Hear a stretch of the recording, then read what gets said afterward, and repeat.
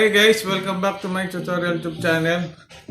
Today, tuturo ko sa inyo kung yung basic troubleshooting ng ating Lotus pressure washer. Kung paano siya buksan, kung ano yung nasa loob ng kanyang kung ano yung nasa loob nito. Yung motor, yung pinaka-pump niya, makikita natin sa loob. So, paano i-disassemble itong pinaka-unit natin. So, meron kasing mga nagtatanong kung pwede bang buksan ito, ano? So, bubuksan natin para makita nila kung ano talaga yung laman ng loob nito. So, ito, hindi naman to sira. Meron lang kasing nagtanong na nag-leak yung kanyang yung pinaka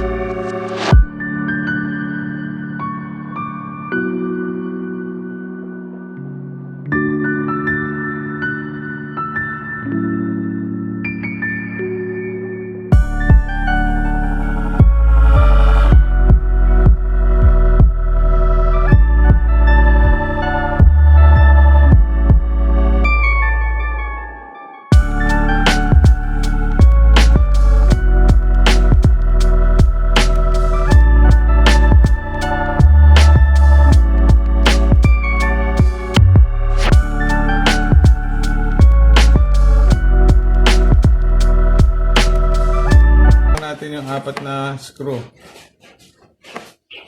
In case na hindi gumagana yung pressure washer natin, o baka sa switch lang yung problema niya, malalaan natin, no?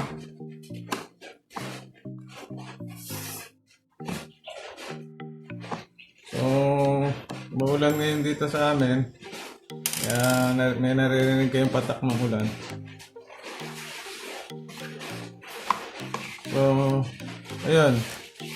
Makita natin na switch lang yung nagpapaanod sa kanya. No? May switch siya dito. Ito yung pinaka-switch na tinitrigger ng ating parang may toggle. May pinaka-ano siya. Ito. Tapos, andito yung pinaka-capacitor ng motor. So, ito lang naman yung makikita natin pag binuksan natin to. So, ibalik na natin.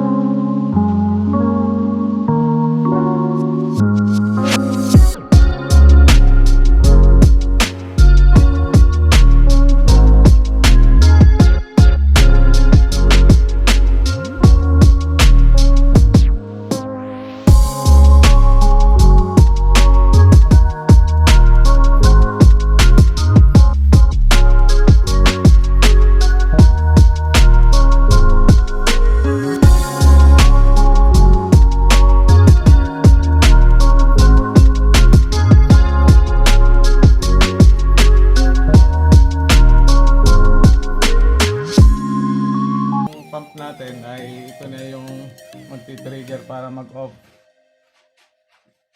So pag hindi natin ginagamit yung pressure washer, halimbawa nag-auto shut off, ito yung pinaka ano niya, sensor, no. So ito yung pinaka pump. Iikutin ng ating motor yung pump para yung papasok na tubig dito, pe-pressurize niya nga palabas. So may mga connection kasi na nagkakaroon ng leak. So i-check lang natin dito yun, no. Ito yung mga bolt niya. Isang kasi may mga leak na yung tubig ay parang lumalabas dito sa pinaka pump natin. So siguro may mga malulunod.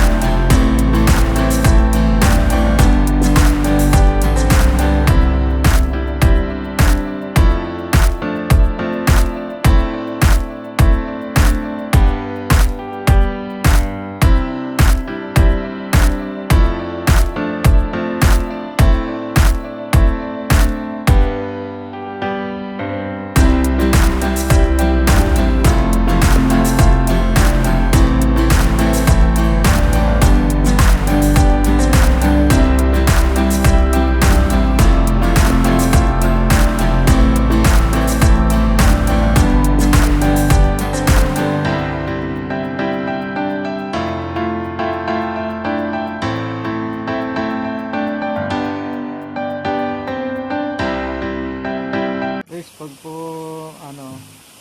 yung pinaka nozzle natin ay pangit, yung pinaka yung labas ng tubig dapat pagka yung pinaka maximum niya, ganito po yung yung itsura ng labas ng tubig. Ito wala pang